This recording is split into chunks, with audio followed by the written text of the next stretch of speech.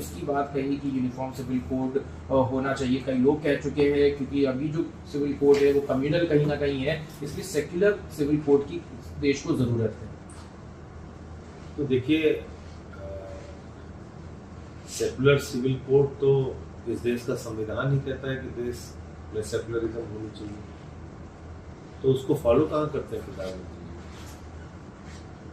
जो प्रधानमंत्री पूरे चुनाव में मदरसा की बात करते हो, मुगल की बात करते हो, मटन की बात करते हो, मछली की बात करते हो, महंगाई की बात नहीं करते, मणिपुर की बात नहीं करते,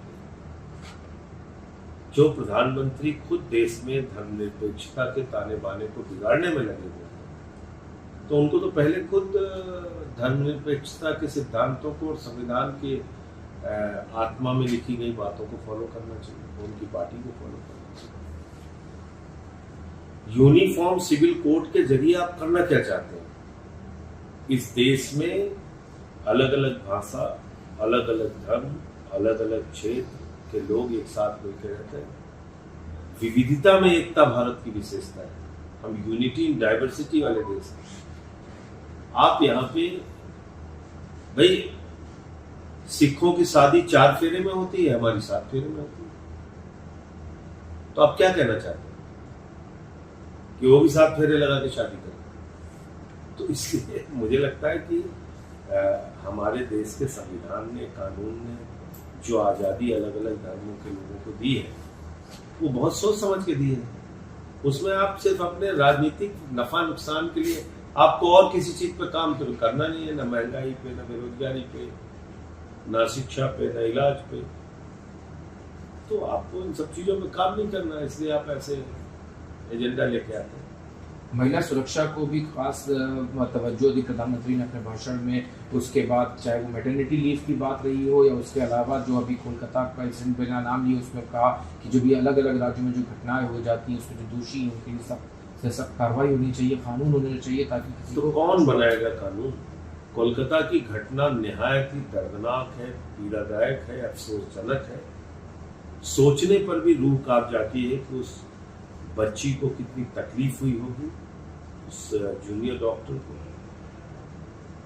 अभी सीबीआई इस मामले की जांच कर रही है, आरोपी पकड़े गए हैं, इसमें सख्त से सख्त सजा मिलनी चाहिए, ऐसी सजा मिलनी चाहिए कि नजीर बने। और देखिए अभी मुजफ्फरनगर में क्या हुआ, मुजफ्फरपुर में क्या हुआ, बिहार के अंदर 14 साल की बच्ची के साथ ऐसी ही दरिंदगी। बरेली में क्या हुआ। तो ये एक जो महिलाओं की सुरक्षा को लेकर बड़ा सवाल देश भर में उठ रहा है, इसको मैं समझता हूं कि सख्ती से इससे निपटने की जरूरत है और कोई ना कोई रास्ता तो निकालना पड़ेगा जिससे कि हमारी बेटियां, हमारी माताएं, हमारी बहनें सुरक्षित रह सकें। क्योंकि बार बार ऐसी घटनाएं होती हैं, राजनीति शुरू हो जाती है, आरोप प्रत्यारोप हो जाता है, ये क्यों नहीं बोले, वो क्यों चुप है, लेकिन इससे महिलाओं को सुरक्षा तो मिल नहीं पा रही। सर कल आज ही मेडिकल कॉलेज से कुछ तस्वीरें सामने अभी आपने भी देखा होगा सोशल मीडिया पे सरफेस हुई है हिंसा की, कि जो डॉक्टर्स थे उनको उनके साथ हिंसा हुई, जिसके बाद आज पुलिस कमिश्नर का बयान आया। उस पर बयान देने की वजह उन्होंने कहा कि लोग अफवाह फैला रहे हैं, मीडिया एक नैरेटिव बिल्डअप करे, प्रोपोगेंडा चल रहा है, जबकि हम लोग हर तरह से कार्रवाई कर रहे हैं। लेकिन जो डॉक्टर्स का बयान है वो कुछ और बताता है। देखिए, जो वहाँ पे कल हिंसा हुई वो भी ठीक नहीं है।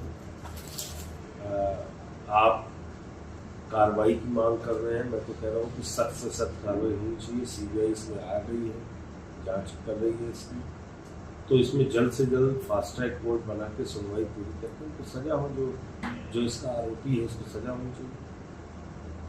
सर आज और दिल्ली से भी जो तस्वीर आई थी जिसमें आज जो तिरंगे को जब ध्वजारोहण किया गया तो अरविंद केजरीवाल वहाँ पे नहीं थे मौजूद, कैलाश गहलोत ने उनकी गैर मौजूदगी में वहाँ पे आज ध्वजारोहण किया। देखिए, हम सबके लिए और पूरे देश के लिए बहुत अफसोस है। ये 3 बार के निर्वाचित मुख्यमंत्री जिन्होंने दिल्ली के बच्चों की शिक्षा के लिए काम किया, अच्छे इलाज के लिए काम किया, बिजली फ्री दी, पानी फ्री दिया, माताओं बहनों के लिए बस की यात्रा फ्री की और मुनाफे का बजट दिया सब कुछ करने के बाद, आपने ऐसे मुख्यमंत्री को पकड़ के जेल में डाल रखा है। आज़ादी के दिवस के दिन वो झंडा नहीं फहरा सकते।